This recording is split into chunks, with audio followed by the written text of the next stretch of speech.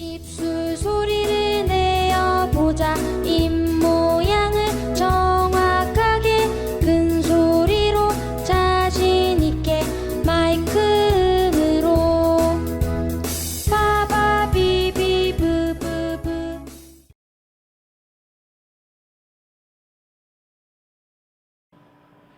김경태 스피치 연구소입니다.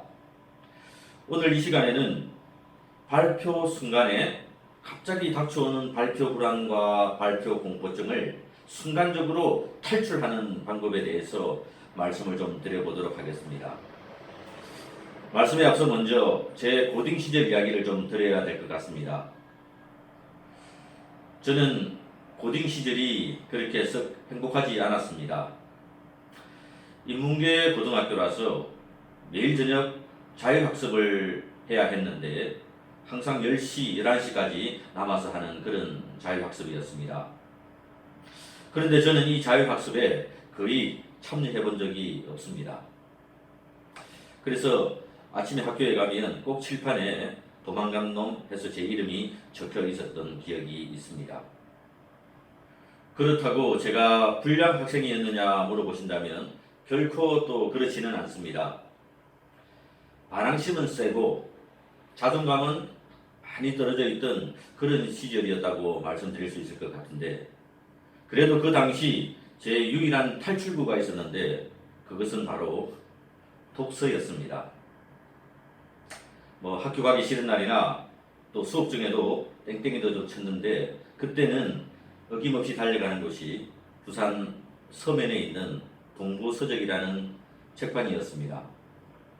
그 동부서적 2층 구석에서 늦게까지 나름 열심히 책을 읽었던 기억을 가지고 있습니다.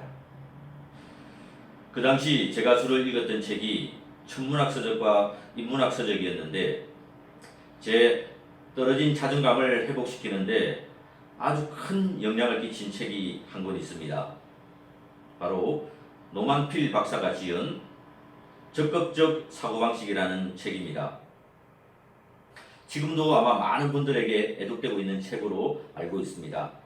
저도 한 번만 본 것이 아니라 아마 몇 번은 제가 읽었던 것 같은데, 지금도 가끔 그 책을 보면 대부분의 문장에 밑줄이 그어져 있습니다. 밑줄 그어진 책 내용 중에서 제가 정말 소중하게 생각하는 그런 글귀가 있었는데요. 그 글귀를 저는 카드로 만들어서 주머니에 하나 또 지갑에 하나 이렇게 가지고 다녔던 기억이 있습니다. 제 자존감이 떨어질 때마다 그 카드를 꺼내보면 왠지 모르게 힘이 생기고 용기가 생기는 그런 경험들을 여러 번 했었습니다. 어느 날부턴가는 카드를 꺼내지 않아도 카드가 있다는 그 존재감만으로도 용기가 생기고 자신감이 막 회복되는 그런 경험들을 하게 되었는데, 지금 생각해보면 그것이 아마 제 삶의 첫 번째 앵커링이 아니었나 생각해봅니다.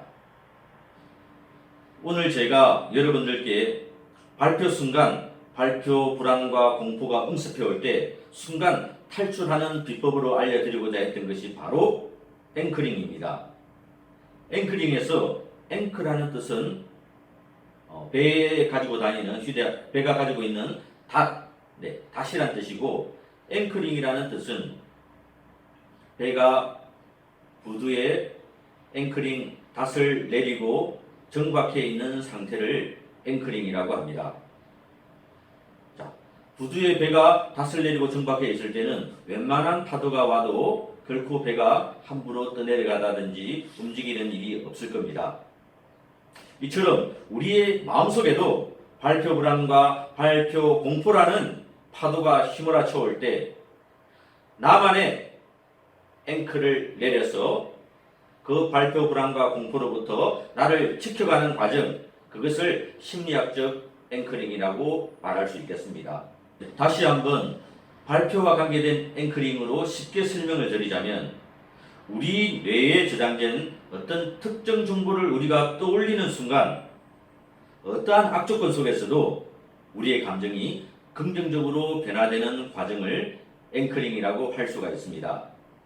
자, 이런 정보들은 시각적인 것, 미각, 청각, 후각, 촉각, 생각 이런 육감의 모든 것들 중에 하나가 정보가 될 수가 있습니다. 제가 고딩 시절 힘들고 자존감이 많이 떨어질 때 꺼내던 카드가 바로 앵커링이었다고 말할 수 있는 겁니다. 여러분도 여러분만의 앵커링이 있었을 겁니다. 정말 부모님들 중에서는 정말 힘들고 어려운 일을 닥쳤을 때 너무너무 고통스럽지만 순간 사랑하는 자식을 떠올렸을 때 다시 힘을 내고 용기를 내는 그런 부모님의 생각 앵커링이 있을 것이고, 제가 앞 시간에 설명드렸던 것처럼 어떠한 협상장에서도 빨간 내복만 상상하고 협상장에 돌입하면 어떤 협상도 성공으로 이끌었던 조셉 케네디의 앵커링이 있었습니다. 그리고 또 어떻습니까? 어린 시절 가지고 놀던 고민형, 이런 고민형의 촉감, 만지면 나도 모르게 왠지 마음이 편안해지고 차분해지고, 이런 것들이 바로 촉각 앵커링이라고 할 수 있는 것처럼 우리 모두는 나름의 앵커링을 가지고 있고 또 새로운 앵커링을 만들어낼 수도 있습니다. 자, 그렇다면 발표를 하려는 순간 밀려오는 발표 불안과 발표 공포증을 순간적으로 탈출할 수 있는 자신만의 앵커링을 만드는 방법에 대해서 말씀드리겠습니다.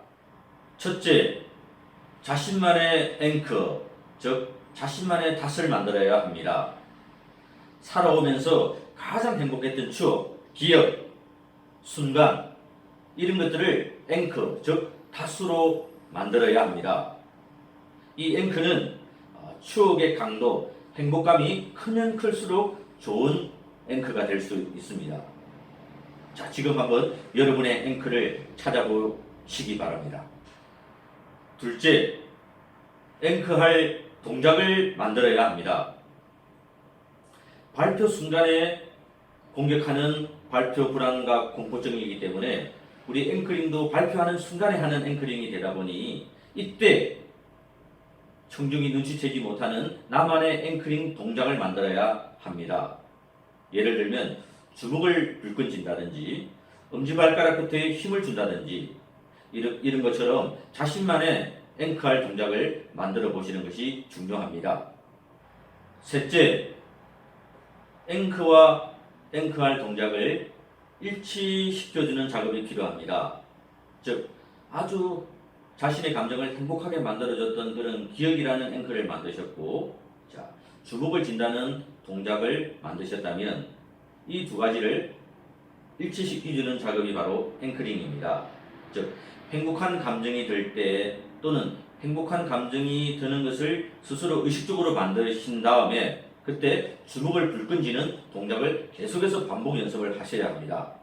자, 행복한 감정을 상상하고 그 순간 주먹을 불끈 쥐는 동작을 반복을 하다 보면 어느 순간부터는 주먹만 불끈 쥐어도 행복한 감정이 샘솟을 수 있는 겁니다. 따라서 발표 현장에서 발표 불안과 공포가 밀려올 때 주먹을 불끈 쥐는 것만으로도 행복한 감정이 순간적으로 행복한 감정으로 바뀌면서 그 발표 불안을 순간 탈출할 수 있는 방법이 바로 앵커링이라는 말씀을 드립니다. 네, 다음 시간에는 발표 불안, 발표 공포, 대중긴장, 대중공포, 자, 이놈들과 한번 제대로 전쟁터에서 싸움을 하셔야 될 텐데요. 자, 현장에서는 어떻게 싸움을 해서 이겨내야 하는지 전투 현장에 싸움하는 방법에 대해서 설명을 드리도록 하겠습니다. 감사합니다. 입술 소리